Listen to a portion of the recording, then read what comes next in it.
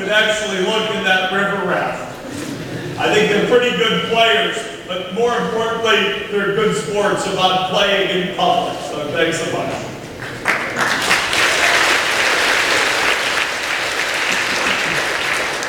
We showed you just an example of a game or two. I'll give you some other examples of things you'll see in games that ship. We'll ship a beach volleyball game. You're literally jumping, hitting, a ping pong game, all with your hand. In our own family, we sit as a family and watch movies. Xbox, play. Xbox, sports. Xbox, adventure. You speak to the Xbox, you touch the Xbox learns about you, it learns to recognize you and your face and who you are over time. And this is just version 1 of the technology. There's some lines you can see if you come down here painted on the floor, because we don't let you get too close or too far, and yet over time, the ability to recognize even your facial gestures and to learn about you and your mood and what that might mean is literally outstanding. So I think it gives you a little bit of an example. We didn't show you. You can play with other people across the internet. These two people happen to be together in the raft, but you can jump into the raft with your friend in St. Petersburg or Novosibirsk or anywhere else you want to across Russia. But it's really quite remarkable to think about the power of the cloud with the power of a smart interactive device. I talked a lot about the cloud, the opportunities in the cloud. I want to talk about those also in the context of Russia. This is a market that is already quite large from an information technology perspective. The mobile phone market is more developed perhaps in Russia than in most countries. This year there'll be over 10 million personal computers sold in Russia, and we see the opportunity for that to double and triple. And certainly for Microsoft, both as a creator of product and a seller of product, the opportunity in talent in Russia, in entrepreneurship and innovation in Russia, as well as Russia as a market to consume these technologies is quite remarkable. I had a chance to speak at this Rusnano Forum today in Moscow. Met a lot of very interesting people, both in government and private industry, very interested. We announced today an investment in building up our presence in Skolkovo and supporting and technically and commercially startups in Skolkovo, as well as our own R&D efforts. And certainly, as I speak to you today, young students looking to change the world, hopefully through information technology, I see a lot of opportunities available here in Russia for you, as well as the benefits of your work around the world. So I'm glad to have had the chance to talk to you for a few minutes. I'll look forward to the chance to take a few questions. But certainly to all of you, I wish you the very best good luck. And certainly Steve B at Microsoft.com. If you're looking for exciting work, let me know.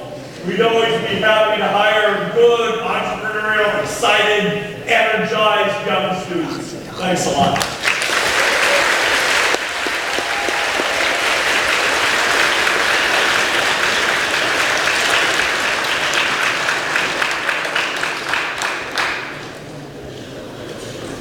Steve, I'm sure there are a lot of questions in the audience, but there are even more questions coming in from the internet.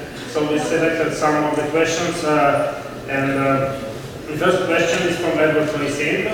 He asks, what is the secret of Microsoft's success? Is it some strategy or unique approach towards technology and our people? Yes.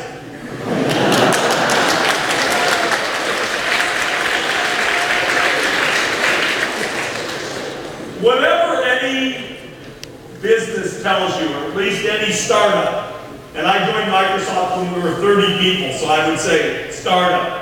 Startup success has a lot to do with picking interesting new technology, picking the right strategy, hiring the right people with the right energy and the right culture, and having good luck.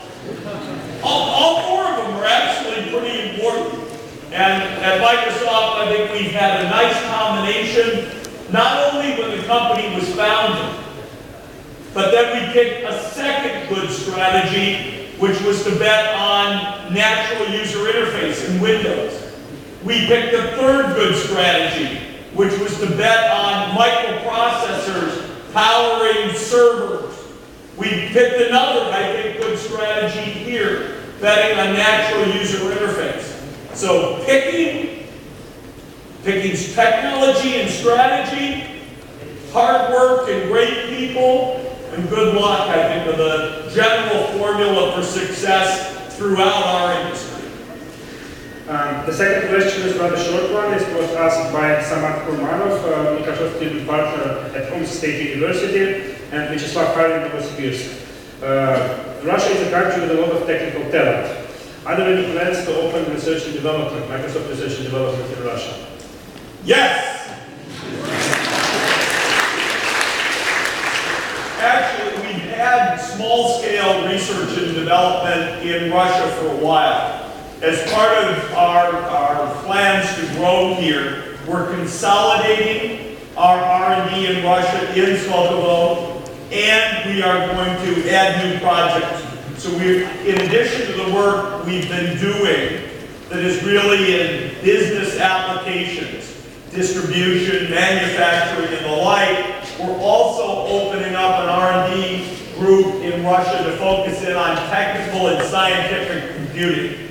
There's just too much talent in Russia that understands math and mathematical concepts and modeling the real world through mathematical equations. So we're going to build up our capability. I think this is going to be a huge area of growth.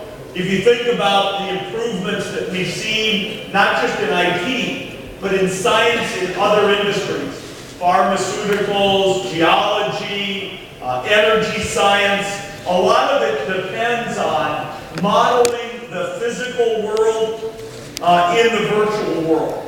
And that really is about what we call scientific and technical computing, and we're going to build up an advanced R&D center here in Russia to pursue that.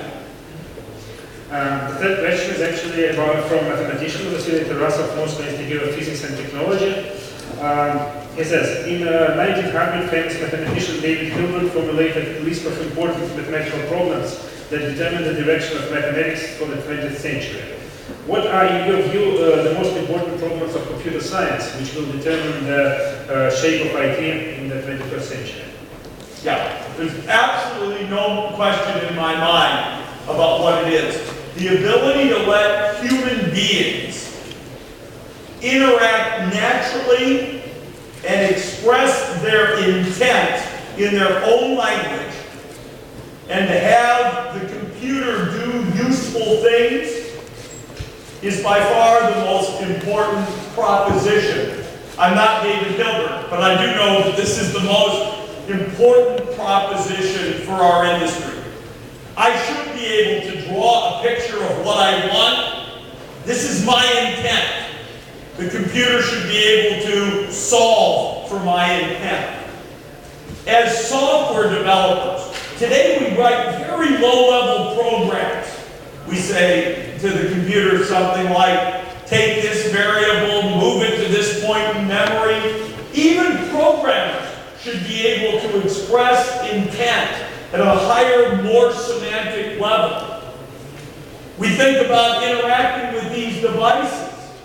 They should understand us and know us and recognize us. So bringing up the level of interaction and just being able to say to the computer what you want. It's not the recognizing of the words that's the hard part.